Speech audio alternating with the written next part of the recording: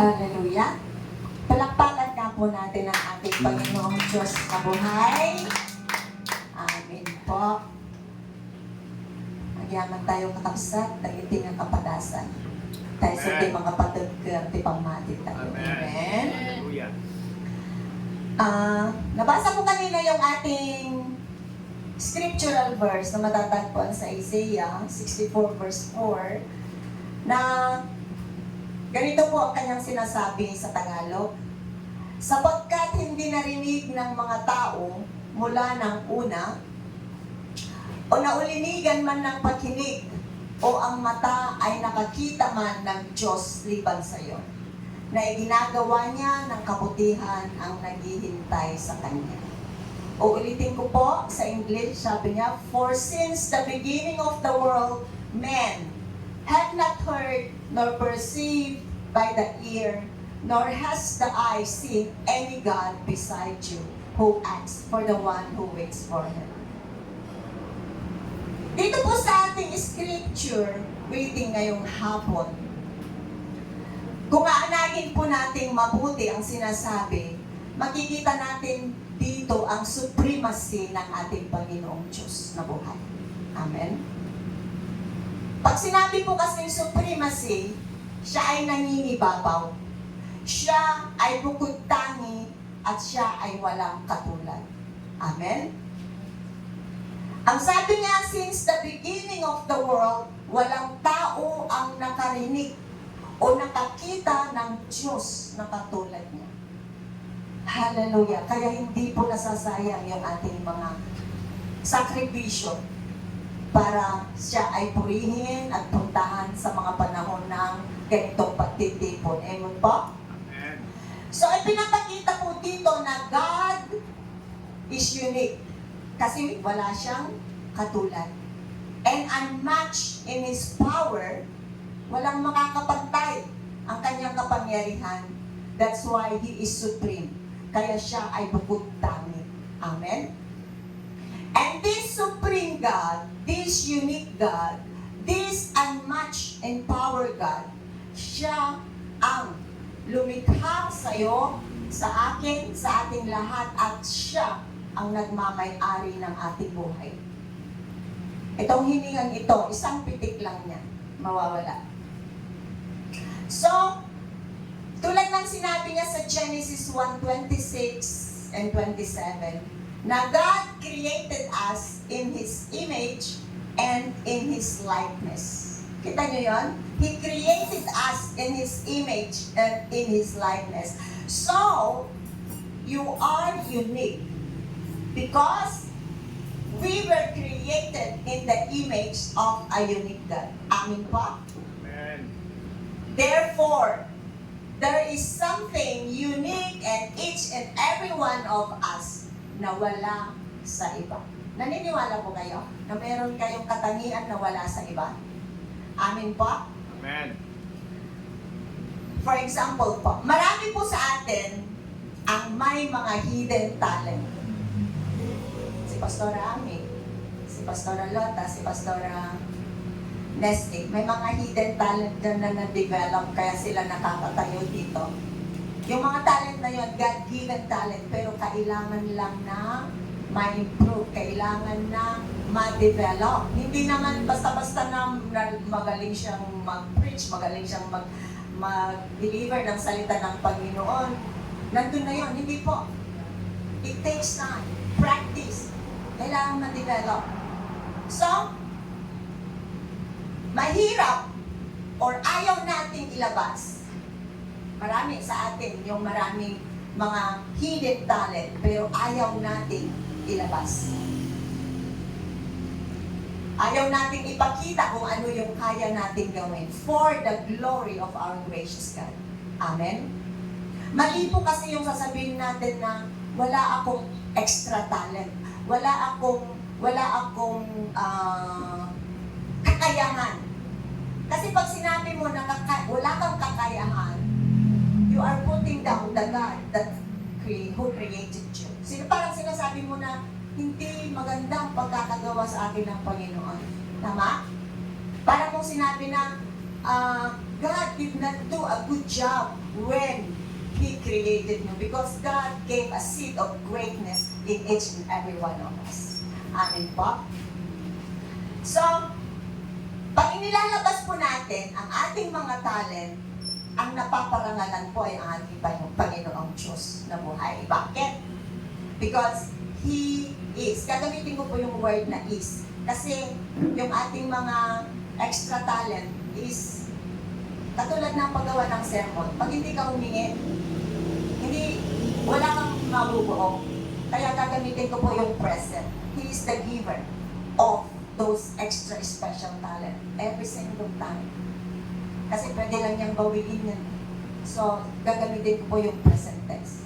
Na every time we need yung, halimbawa, wisdom to do a sermon or whatever we are going to do, kailangan natin ang presensya ng Panginoon. Kailangan natin yung kanyang anointing. Amen? And of course, use that given talent for His glory. Primarily po, yun po ang kailangan natin gawin. Kailangan natin ibigay sa ating Panginoong Diyos. Unang-una, gamitin natin yung mga special talent na yan para sa kanyang kapurihan. Amen po? Kaya lang, ayaw natin gamitin o itinatago natin ang ating mga God-given talent. Sometimes, because of fear. Takot tayo. Bakit tayo natatakot? Takot tayo magkamali. Sino po yung takot magkamali? Lahat po tayo. Takot tayong mapagtawanan. Ay, pag pinagbasa ka dito, magkakamali ka, natatakot ka kasi you are so conscious na ikaw ay magkakamali. Or we doubt ourselves. Pag sinabi kasing doubt, yung may pagdududa tayo sa ating mga sarili, na, alam niyo yon na baka hindi ko magawa ng tama yung ipinapagawa sa atin. Kaya we doubt ourselves, but then, when we doubt ourselves, pag pinagdududahan po kasi natin ang ating mga sarili, it's a sign of insecurities. And insecurities holds you from being successful. Insecurity or self-doubt keeps you from taking risk. Tama? Kapag insecure tayo o kaya may pagdududa tayo, hindi tayo papasok sa isang bagay na alam nating maganda pero dahil natakot tayo, hindi natin papasukin. It prevents you from speaking up. Insecurity or self-doubt, it prevents you from speaking up. It prevents you from seizing opportunity. Tama, mga kapatid. Dahil sa takot, pag nandyan na yan, may opportunity, takot tayo eh, kaya hindi natin yan ginagawa. So, wag na wag po tayong ma-insecure. Amen? Be secure in Jesus. So, tingnan po natin ang bilang ng tao sa mundo. 8.3 billion. 8.3 billion. Pero wala kang katulad. Kahit nanay natin, tatay natin, kapatid natin, hindi natin katulad. Wala tayong katulad. Kaya ulitin ko po, you are unique. Kakaiba ka. Alam niyo po yung fingerprints natin, walang katulad. Kaya nga doon nahuhuli yung mga criminals. Yung mga may kaso sa batas na nagtatago sa fingerprints na huli. Kasi nga walang katulad. 8.3 billion people. Even identical twins. Yung pag sinabing identical, halos parehas ang itsura ng magkapatid. Pero hindi pa rin sila magkaparehas. Amen? Because our Creator who created us is unique. So are we. Amen. Amen po. Amen. So don't settle for less. Amen? Ano pong ibig sabihin? Sayang, wala yung ating mga dalaga. Halimbawa, pag ikaw, single, sa mga tropa-tropa, gagamitin ko yung word na tropa ng mga kabataan, mga barkada. Pag ikaw na lang yung walang asawa, sa family, sasabihin sa'yo, mag-asawa ka na, tama? They push you. Mag-asawa ka na, ikaw na lang walang asawa. Mag-asawa ka na. So dahil na pressure ka, tapos may ipapakilala sa'yo, yung pala, lasinggero, babaero, sugarol, andun na lahat, tamad, nag-settle ka na doon. You settle for that. Pwede na yan. Para lang mga pag-asawa. COG, young people, don't settle for less. Amen? You deserve better because remember this, you are the child of the Most High God. Amen? Alam niyo po, napaka-blessed natin dahil nakakarinig tayo ng mga ganitong salita ng Panginoon. Yung sinasabi na we are the child of the Most High God. Hindi tayo papabayaan ng Diyos. Narinig po natin kanina yung testimony ni Pastor Anis. So, katulad po ng isang feast, idadaan ko po sa isang feast. Kainan. Pag sinabing feast, mahabang kainan. May mahabang lamesa, pila-pila ang mga tao na kukuha ng pagkain. Diba? Sa mga kainan. At dahil tinatamad kang magipila, eto experience ko ito, kung ano yung nasa harapan, yun na yung kinuha mong pagkain, naupo ka na sa gilid. Tama po? Kasi ayaw mong magisiksikan eh. So, nagsettle ka dun sa tinapay na may asukal at margarine sa ibabaw. Masarap yun sa kape. Pero sa pinakadulo ng lamesa, sa pinakadulo ng feast na yan, nandoon yung tinatawag nilang filet mignon. Nandoon yung tinatawag nilang wagyu steak. Nandoon yung tiramisu. Nandoon yung truffles chocolate. Nandoon yung caviar. Nandoon yung lechon. Nandoon yung pistachio ice cream. Pistachio ice cream. Yung mga masasarap na pagkain. Pero, anong ginawa mo? You settle for ensimada. Bakit? Dahil ayaw mong maghintay. Sino po sa atin ang ayaw maghintay? Kami, pag hinihintay namin si Pastor, nagre-reklamo kami. Nag-pay mo ni Pastor. Tawagan mo si. Isa po ito sa struggles nating mga tao. Ayaw nating naghihintay. Pero sinasabi po ng scripture reading natin ngayong hapon na ang Panginoong Jesus ay nagtatrabaho, gumagawa o kumikilos siya para sa kabutihan ng mga taong naghihintay sa Kanya. Hallelujah. Wala tayong gagawin. Just be faithful in waiting for the Lord. Amen. Hindi po ibig sabihin kasi na pag sinabing waiting for the Lord, maupo na lang tayo, wala tayong gagawin. Allah, inaantay na lang natin ang pagbaba ng ating Panginoong Hesukristo mula sa langit. Kasama yung mga elders, kasama yung 24 elders, yung clouds. Pag sinabi po kasing we wait for the Lord, kasama po dyan yung we will do what is right in the sight of God. Amin po? Amen. We will fight for what is right and we will fight for what is truth. And that is faithfulness. Sa ating mga buhay, pag ipinaglaban natin ang katotohanan at pawang katotohanan lang, pag ipinaglaban natin yung mga bagay na ikaluluwalhati ng ating Panginoon, that is faithfulness. Amin po? Amen. Yung pipigilan ka nga ng pamilya mo na pumunta dito sa bahay-sambahan para magpuri sa Diyos. Pipigilan ka ng pamilya mo. Ipinaglaban mo yun. That is faithfulness in the sight of God. Amen. So, huwag po nating wawalain ang pagtitiwala natin sa ating Panginoong Jesus. Kahit po kutsain tayo ng mundo, kahit po sabihin nila sa iyo na nandyan na naman si Hallelujah, still, be faithful in serving. Kahit po yung pag-upo natin dyan, that is serving. Amin po? Amen. And stand in what is truth and right. Kahit po mahirap. Mahirap po pag mag-isa mo lang na tumatayo para sa katotohanan.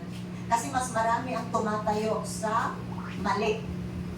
Pero kahit mag-isa mo, as long na you are standing and what is right, huwag kang matakot. dahil kasama mo ang Diyos. Amen po? Amen. Sa ngayon po, ang tinatawag na Gen Z or the last generation. Bakit po ba last generation ng Gen Z? Ano ba ang last letter ng alphabet? Z. Generation Z. Tinatawag, this is the last generation. Kaya marami ang nagsasabi, we are in the last days because even the young, tinatawag nila ang sarili nilang last generation. At sa Bible, sa mga anak ni Jacob, ang pinakabunso ay si Benjamin. So, the last generation is the Benjamin generation. Bakit po ba? Kasi noong sa Egypt, nung naubusan sila ng pagkain, di ba drought? Drought, 7 years of drought. Walang pagkain sina Jacob. Inutusan niya yung kanyang mga anak na pumunta sa Egypt because Egypt was then very plentiful. Marami silang ani because nandun si Joseph. And then, inutusan ni Jacob yung kanyang mga anak at nung nakaharap nila si Joseph bilang governor ng Egypt, hindi nila nakilala si Joseph. Pero si Joseph, nakilala niya yung kanyang mga kapatid. So, pinakwento niya, yung tatay nyo, buhay pa ba yung tatay nyo, ilan kayong magkakapatid. So, sinabi nila, 12 kaming magkakapatid, pero namatay na yung isa, wala na yung isa. Hindi naman sinabing namatay si Joseph, di ba ibinenta siya sa mga Ismailite. Yun na nga yung kausap nila. So, sinabi niya doon na sa susunod na pagpunta nyo dito, kailangang dalhin ninyo yung bunso nyong kapatid. Dahil yun ang tunay niyang kapatid. By Rachel. So, gusto niyang makita yung kanyang bunsong kapatid. So, nung umuwi na sila, hindi ko na ikikwento yung buong istorya. Yung pag-uwi na sila, naubusan na sila doon sa Canaan ng kanilang pagkain. Inuutusan ulit sila ng kanilang tatay, si Jacob. Pero sinabi sa isa sa mga anak na hindi kami pwedeng pumunta doon kung hindi mo ibibigay si Benjamin. Kailangan niya, gusto niyang makita yung bunsong kapatid, ay bunsong anak mo. So, nung wala na, ayaw niyang ibigay kasi nga nawala na si Joseph, mawawala ulit si Benjamin, mamamatay ako, sabi ni Jacob. Pero nung wala na sila, so pinadala doon si Benjamin. At nung nakita niya ang kanyang kapatid, ano pong ginawa niya? Naghanda siya ng big feast. Naghanda siya ng pagkain mismo doon sa kanyang tahanan. At sinabi doon na noong kakain na sila, yung mga kapatid niyang una, binigyan niya ng tag-isang portion ng pagkain. Pero kay Benjamin, binigyan niya ng 5 portion na pagkain. At sa damit, binigyan niya ng tag-isang set ang mga nakakatanda niyang kapatid. At sa kanyang bunsong anak, ay bunsong kapatid, binigyan niya ng 5 sets of clothing. Because, kung anin po sa typology, sinasabi po nila na Joseph is a type of Jesus. At itong generation na ito, sila po yung Benjamin generation. Bakit? They have 5 more clothing. They have 5 more portion of food. Tayo noon, sa totoo lang, tayo, sa ating generation, when we were kids, isang itlog, piprito ni nanay, hahati-hatiin ng magkakapatid. Amen? Amen pa? Pero ngayon, ang mga bata ngayon, may itlog, may hotdog, ano pa? They have 5 portions of food. That's why this Gen Z is the last generation. Kaya, titingnan natin yung ating Bible. Kaya noong una kong narinig ito kay Pastora Ame, si Pastora Ame, dito ko unang narinig itong Gen Z. Naalala mo, Pastora? There is may kurot sa puso ko. Kasi, I know that it speaks of the last days. So makikita po natin ito sa Genesis 43:34 at Genesis 45:22. Though, ngayon ko lang po babanggitin itong Generation Z. Kasi kung maaari lang ayaw kong banggitin kasi I know deep in my heart, this is the last generation. So, ang mga Gen Z, napansin niyo po, gayahan sila ng halos lahat. Gamit, hairstyle, buhok, lahat-lahat na yan. Pati mga accessories ng bag, lahat. Pag nag-shopping, halos pare-parehas yan. Mga tropa-tropa. And ito ang napansin ko, through Sokmed. Sa kanila ang pagmumura napaka-normal. Pag may ayaw sa magulang, kahit sa magulang, naglalatin. Napakadaling maglatin sa magulang para sa kanila. Tayo noon, hindi pwede. Hindi ka pwede magsalita noon ng masama sa magulang mo. Mapipingot yung bunganga mo. Mas mataas pa ang boses nila ngayon kaysa sa magulang. Tama po? May nakikita po kayong ganon? Hindi ko po sinasabing lahat, pero karamihan. So as children of God, si OG sabi, si OG young people, dare to be different. Amen. Actually, ang title natin is Dare to be Different. Amen? Amen. Dare to be different. Be a role model inside your family. Be a role model in everyone you meet. Be a role model in your community. Be a role model in your generation. Kahit kasi yung pag sinabing last generation, ito na yung last na taon. No. Generation, marami pang ano. Hindi lang 14th generation na ano. So, maging maganda sa iyong pamilya. Kahit pa ano yung mga sinasabi nila, just do what is right in the sight of God. At makukuha din nila kung ano yung mensahe mo. Because that is what Jesus did. At yun ang iniwan ng ating Panginoong Jesus sa atin. Yung legacy niya kung paano siya magipag-usap sa mga tao. Kita niyo yun? Very kingly ang ating Panginoon. Pag pinabasa po natin yung Biblia, makikita natin yung very kingly ang ating Panginoon.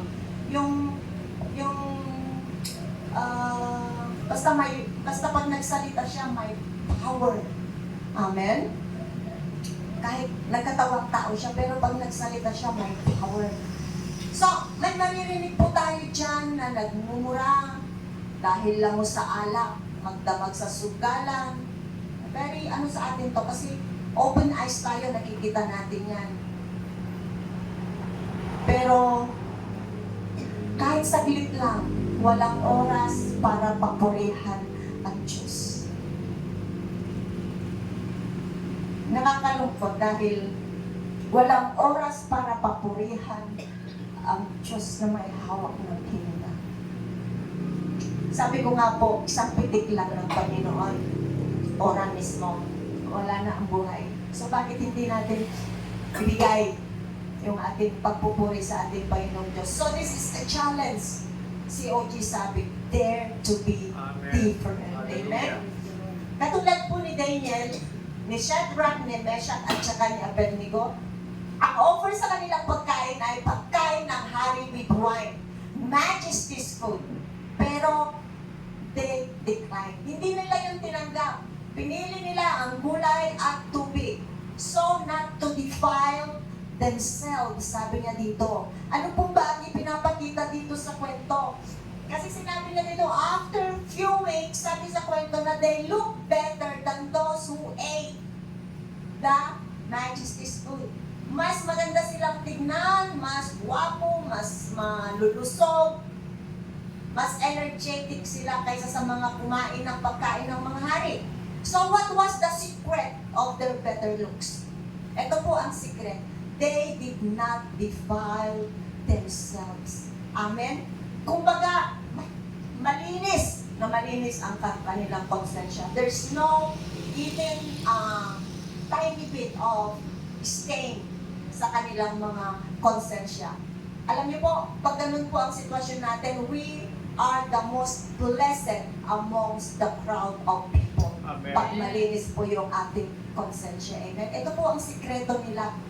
Kaya mahirap man, masakit man, piliin po natin ang gumawa ng tama. Don't compromise. Amen? Amen. Huwag pong makipag-bargain. Pwede na ito, pwede na ito. No, because you are the child of the Most High God. You deserve better. Amen ba? Amen. At sabi sa kwento na hindi sila yumuko sa golden image na ginawa ni King Nebu, na kanilang Diyos.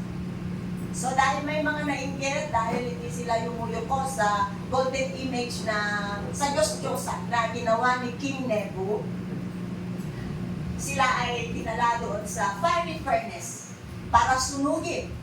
Pero ang nakita ng mga tao na noong nasa loob sila ng fiery furnace, para siyang kubo na puno ng sunog. Kumbaga, 100 degrees, sunog na sunog. Nandoon sila sa loob.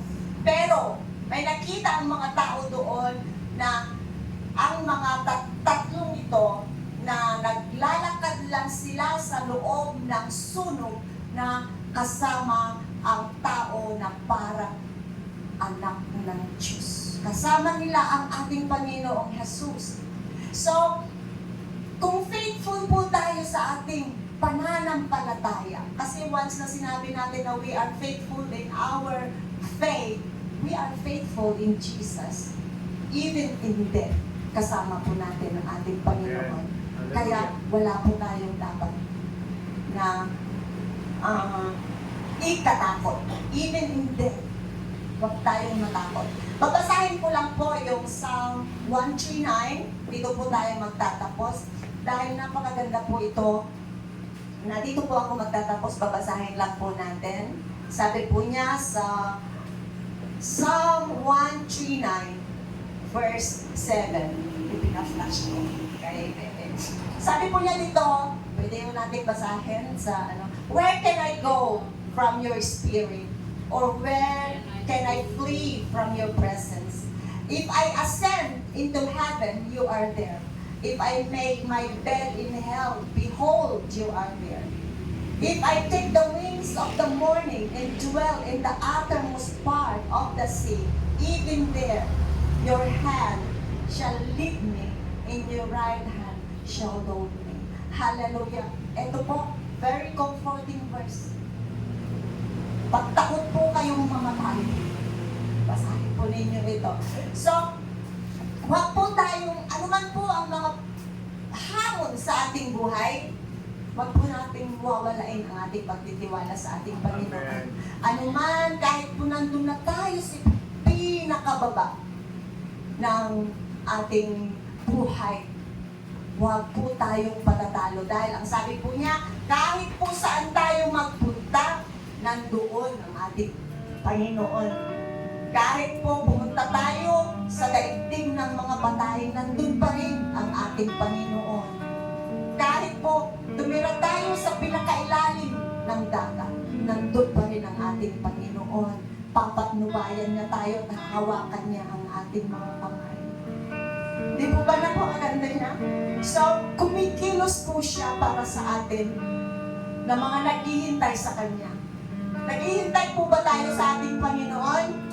So pag naghihintay po sa ating Panginoon, just be faithful in waiting for Him. Yung ating pagpunta sa church, yung ating pagkikipag-usap sa Kanya, yung ating paggawa ng mabuti, it's a sign that we are waiting for our heavenly Jesus. Amen po? Amen. So, si OG sabi, dare to be different.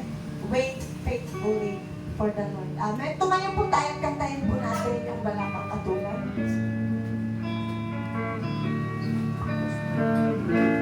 Wala kang katulad,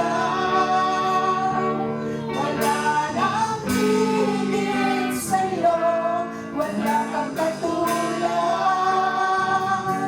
wala nang papantay sa'yo. Ikaw ang Diyos noon pa man, maging ngayon at kailanman.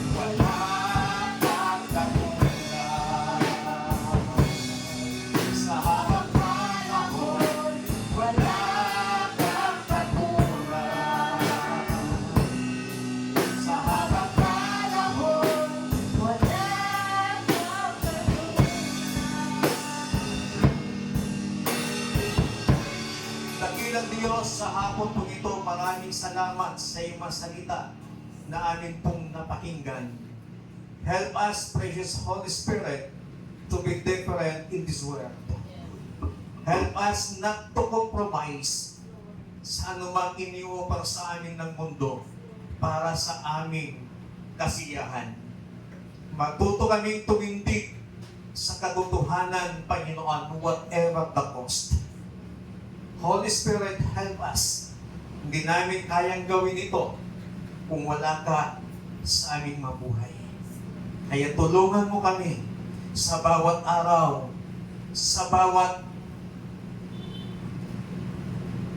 minuto, sa bawat oras ng aming mga buhay, Panginoon. Maraming mga offer sa amin ng sanlibutan, but help us to be different. Help us na matutong manindigan sa katotohanan, Panginoon. At tulungan mo kami na mamuhay ng may katapatan, kabanalan sa inyong harapan. Even na kami nag-iisa, Panginoon, makita, matuto kaming mamuhay ng may katapatan at kabanalan sa inyong harapan. Salamat sa iyong lingkod na siya mong ginamit. Hayaan po ninyo ng iyong masalita namin napakinggan. May apply namin ito sa aming pang-araw-araw na pamumuhay. Salamat po ng marami. In Jesus Christ, may name we pray. Amen. Palakpakan po